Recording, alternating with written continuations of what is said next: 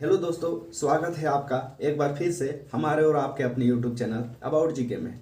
दोस्तों, आज हम संविधान सभा से जुड़े महत्वपूर्ण सवालों को करेंगे जो कि कई बार कॉम्पिटिटिव एग्जाम में पूछे जा चुके हैं, जैसे कि आरआरबी, सीआईएसएफ, एसएससी में कई बार इनसे सवाल पूछे जाते हैं और पूछे जाते ही हैं। तो दोस्तों, हम शुरू करते हैं। आज का जो पहला सवाल है कि भारतीय संविधान सभा का बैठक कब हुआ था।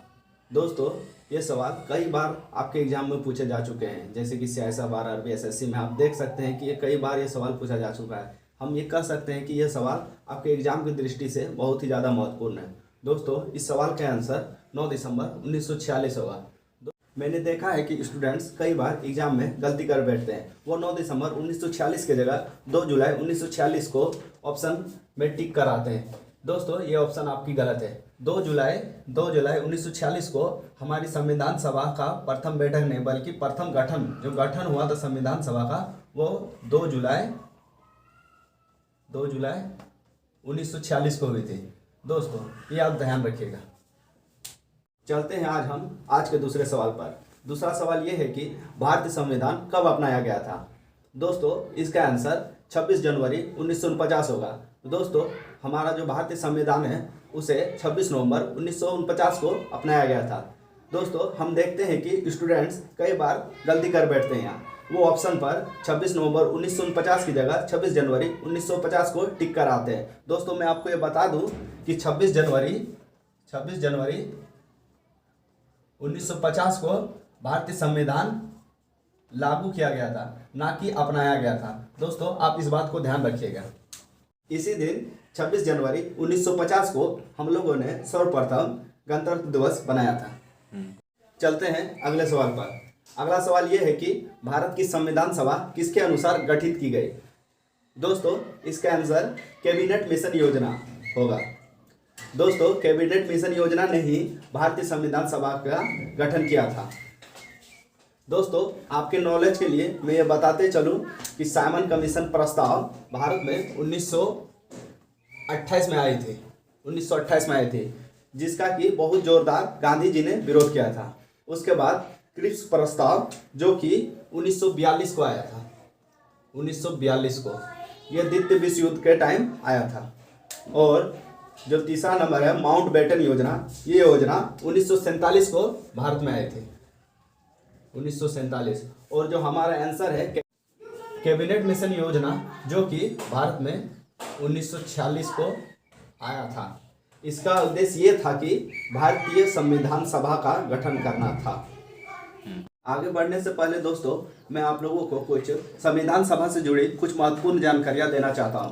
दोस्तों, जिस समय संविधान सभा का निर्माण हो रहा था, उस समय बहुत सारी प्रमुख समितियां एवं उप समितियों का निर्माण किया गया था, जिसमें कि दोस्तों प्रमुख समितियों में हम 5 प्रमुख समितियों के बारे में आज पढ़ेंगे। दोस्तों, जो पहला नंबर आता है संचालन समिति। संचालन समिति के जो अध्यक्ष थे वो थे डॉक्टर राजेंद्र प्रसाद। दूसरे नंबर पर आता है दोस्तों संघ संविधान समिति।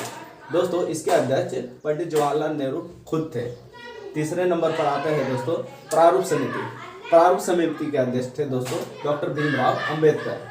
चौथे नंबर पर आता है दोस्तों राष्ट्र ध्वज संबंधी समिति। दोस्तों, इसके भी अध्यक्ष डॉक्टर राजेंद्र प्रसाद ही थे। 5वें नंबर पर आता है दोस्तों मौलिक अधिकारों एवं अल्पसंख्यक संबंधी समिति। दोस्तों, इसके अध्यक्ष थे सरदार वल्लभ भाई पटेल। अब आता है दोस्तों उप समितियाँ। दोस्तों, 2 प्रमुख उप समितियाँ उस समय बनी थी। पहला नंबर पर आता है दोस्तों मौलिक अधिकार उप समिति, जिसके अध्यक्ष जे.बी. कृपलानी थे। दोस्तों, ये बहुत ही ज़्यादा इंपॉर्टेंट है, आप इसे याद रखिएगा। दूसरे नंबर पर आता है दोस्तों अल्पसंख्यक उप समिति, इसके अध्यक्ष थे H.C. मुखर्जी।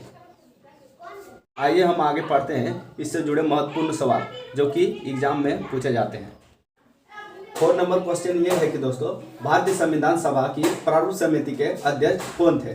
दोस्तों, भारतीय संविधान सभा के प्रारूप समिति के अध्यक्ष डॉक्टर भीमराव अंबेडकर थे। 5 नंबर क्वेश्चन ये है कि भारतीय संविधान सभा की संचालन समिति के अध्यक्ष कौन थे। दोस्तों, भारतीय संविधान सभा के संचालन समिति के अध्यक्ष डॉक्टर राजेंद्र प्रसाद थे।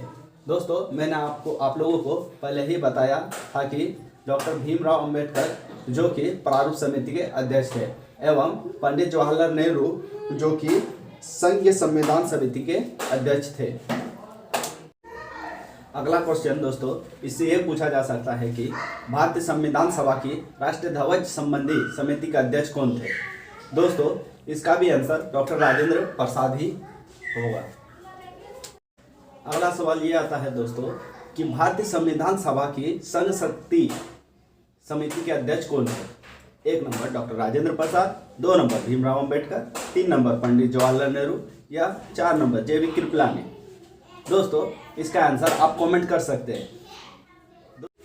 8 नंबर क्वेश्चन ये आता है कि भारतीय संविधान सभा की मौलिक अधिकार उप समिति के अध्यक्ष कौन थे। दोस्तों अब हम आगे उप समिति।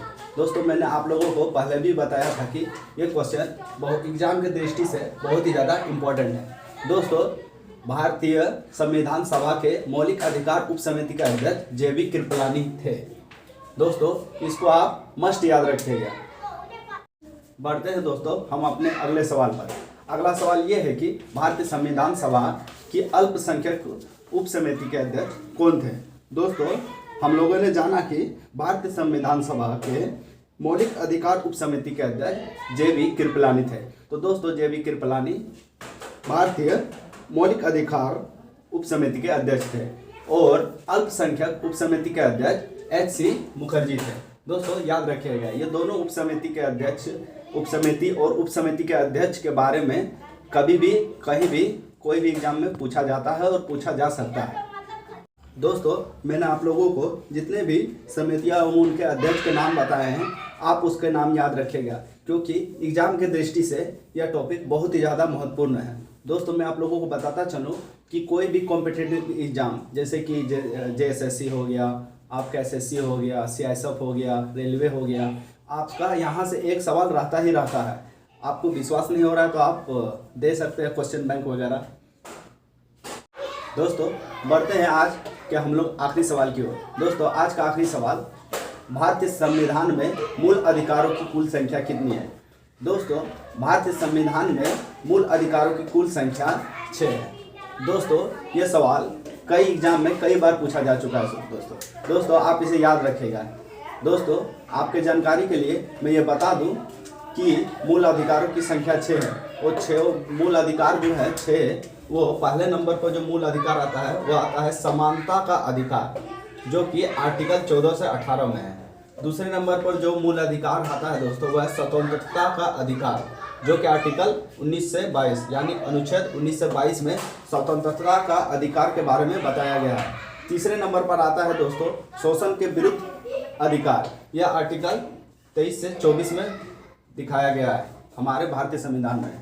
चौथे नंबर पर आता है धार्मिक स्वतंत्रता का अधिकार, यह 25 से 28 में दिया गया, आर्टिकल 25 से 28 में।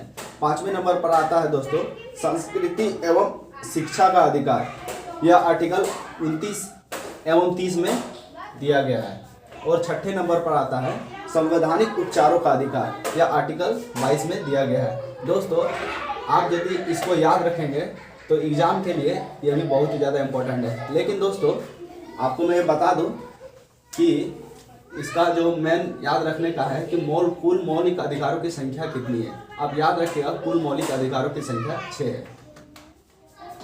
दोस्तों भारतीय संविधान में कुछ और 1-2 महत्वपूर्ण टॉपिक्स है जो कि एग्जाम में पूछे जाते हैं। दोस्तों मैं 1 और 2 वीडियो में उन टॉपिक्स के बारे में बताने वाला हूं। यदि दोस्तों आपको हमारी वीडियो अच्छी लगे तो लाइक जरूर करें, यदि आपको हमारी वीडियो अच्छी ना लगे तो डिसलाइक भी जरूर करें। धन्यवाद दोस्तों।